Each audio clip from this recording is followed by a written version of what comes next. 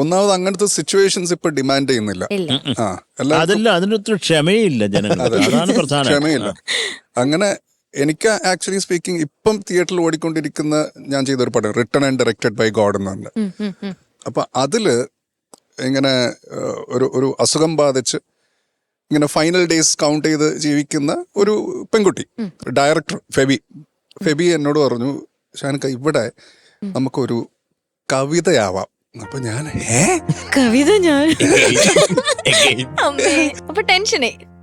ടെൻഷനായിന്നല്ല, എനിക്ക് ആക്ച്വലി സന്തോഷമായി. കാരണം ഇങ്ങനത്തെ ആവശ്യങ്ങൾ കൊണ്ടുവരുന്ന ഡയറക്ടേഴ്സ് ഭയങ്കര കുറവാണ്.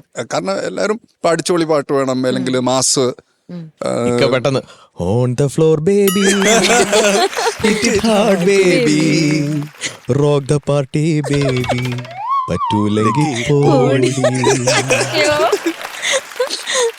ഞാൻ ഇവനോട് പറഞ്ഞു, നീ കാര്യമായിട്ടാണ് ചോദിക്കണമെന്നാണ്. അപ്പൊ അവൻ പറഞ്ഞു അവിടെ, അതായത് ഇപ്പൊ സണ്ണിയും സൈജു കുറുപ്പും കൂടെ ഒരു കള്ള് ഷാപ്പിൽ പോയി ഇരിക്കുമ്പോൾ ആ കള്ള് ഷാപ്പ് ഓണറിന്റെ മകളാണ് ഈ കുട്ടി. അപ്പൊ ഈ കുട്ടി അവിടെ ഇരുന്നിട്ട് എന്തോ ചിത്രം വരയ്ക്കുന്നുണ്ട്. അപ്പൊ ആ കുട്ടിയോട് ചൊല്ലാൻ പറയുമ്പോൾ ആ കുട്ടി പാടുന്ന ഒരു പാട്ട്, അപ്പൊ അത് ഈ പറഞ്ഞ പോലെ റിലേറ്റബിൾ ആവും വേണം. It should make sense. വെറുതെ അങ്ങനെ ഒരു കവിത അങ്ങനെ. അപ്പൊ അങ്ങനെ ഇക്ബാൽ കുറ്റിപ്പുറം പുള്ളി ഇതുപോലെ കുറെ എഴുതും കവിതകൾ. അപ്പൊ പുള്ളി എഴുതിയ ഒരു കവിതയാണ് ഞാൻ ട്യൂൺ ചെയ്ത ആ പാട്ടിനകത്ത് ഇട്ടിരിക്കണേ.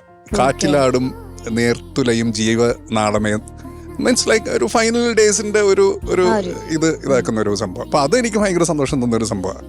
ആദ്യമായിട്ട് ഒരു കവിത ട്യൂൺ ചെയ്തത്. അങ്ങനെ ഒരു കവിതയും ചെയ്യാൻ പറ്റി.